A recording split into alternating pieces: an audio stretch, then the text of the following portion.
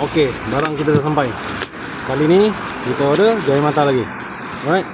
Thank you for giving us the opportunity to serve you. Okay nah. Kilat apa alamat dia? Dekat Jonker Walk Jaya Mata. Okey, kali ni apa yang kita order? Apa? Okey.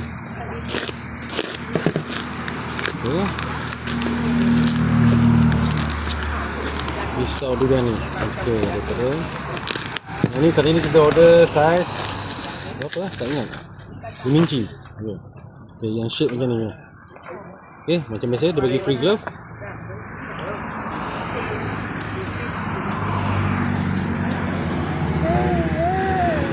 Alright, tengok.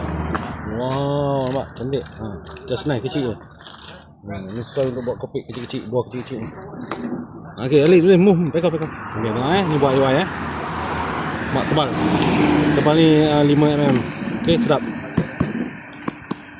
Right. IY. Bismillahirrahmanirrahim. Tak payah nak ayun kuat-kuat dah. Nampak cantik. Buka lagi.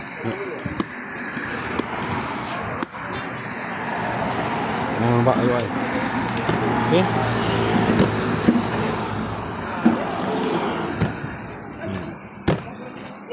Nampak cantik. Nampak tajam Nampak tajam. Tu dah. Potong sini, angkat. Alright, cantik. Ayo Okay. Okay, dapatkan di pet koreng. Assalamualaikum. Bye bye.